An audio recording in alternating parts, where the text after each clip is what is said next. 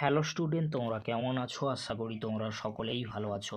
প্রতাপ academy coaching পরিবারে তোমাদেরকে সকলকেই স্বাগত জানাই। তোমরা যারা একাদশ শ্রেণীর ছাত্রছাত্রী রয়েছো, তোমাদের জন্য আজকের আমি নিয়ে চলে এসেছি সেকেন্ড সেমিস্টারের ইতিহাসের দ্বিতীয় অধ্যায় পরিবর্তনশীল ঐতিহ্য।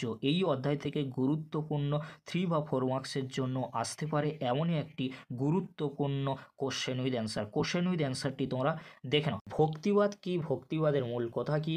ভক্তিবাদের মূল আদর্শগুলি ও বৈশিষ্ট্যগুলি লেখো। এই আন্দোলনের লক্ষ্য, কারণ এবং প্রভাবগুলি লেখো। আবিধানিক অর্থে ভক্তি বলতে ঈশ্বরের প্রতি পরম অনুরাগ ও শ্রদ্ধাকেই বোঝায়। পূজনীয়দের প্রতি শ্রদ্ধা প্রদর্শনকেও ভক্তি বলা হয়। ঈশ্বরের প্রতি অগাধ প্রেম তথা ভক্তির ওপর গুরুত্ব দিয়ে পণ্ডিতরা যে মতবাদ সৃষ্টি করেছিলেন তাই হলো ভক্তিবাদ। এবারে তোমরা পরবর্তী পেরায় কি লিখবে? ভক্তিবাদের মূল কথা। বাহ্যিক আরম্ভের পরিবর্তে আত্মার সাথে পরমাত্মার মিলন। ডক্টর তারাচাঁদ, ইউসুফ হোসেন, ডক্টর কুরেশির প্রমুখের মতে ইসলাম থেকে হিন্দু ধর্মে ভক্তিবাদের প্রবেশ ঘটেছে। ইসলামের একেশ্বরবাদ ও আল্লাহের প্রতি আত্মসমর্পণ ভক্তিবাদের প্রচারকদের প্রভাবিত করে। হিন্দু ধর্মের বহুত্ববাদ, জটিল অনুষ্ঠান, সর্বস্বতা ইত্যাদির পরিবর্তে শুধুমাত্র ভক্তির মাধ্যমেই ঈশ্বর লাভ করার এই ধর্মীয় মত হিন্দু ধর্মের একাংশকে ভক্তিবাদের প্রসারে উৎসাহিত করে। তারপরে তোমরা কি পয়েন্ট করবে? ভক্তিবাদের মূল আদর্শ ও বৈশিষ্ট্য। উত্তরটি তোমরা দেখে নাও, আমি আলোচনা করছি না।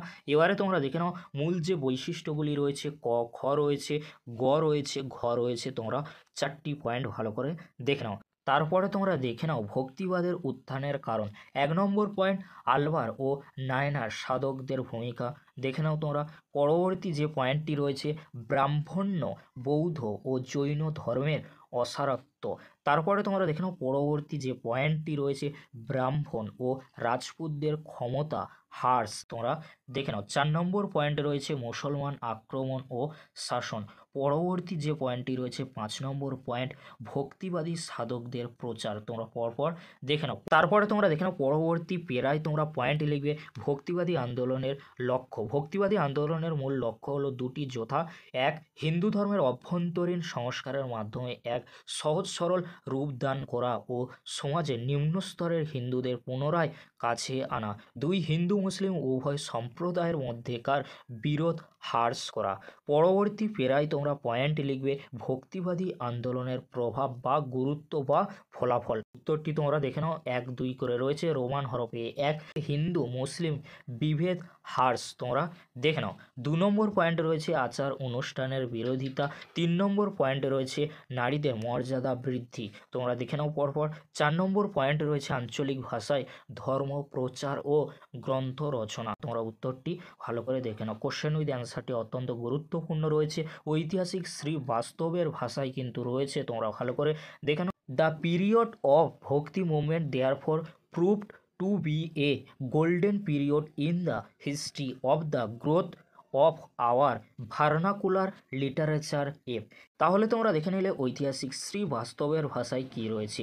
পরিশেষে বলা যায় যে ভক্তি আন্দোলনের মাধ্যমে ভারতের সামাজিক সাম্য এবং ধর্মীয় সহিষ্ণুতার পরিবেশ সৃষ্টি হয়েছিল। এই আন্দোলন হিন্দু মুসলমান সংস্কৃতির মধ্যে সেতুবন্ধন করেছিল, স্থাণুবৎ ব্রাহ্মণ্যবাদী হিন্দু সমাজ ব্যবস্থায় এনেছিল এক অদ্ভুত গতিশীলতা।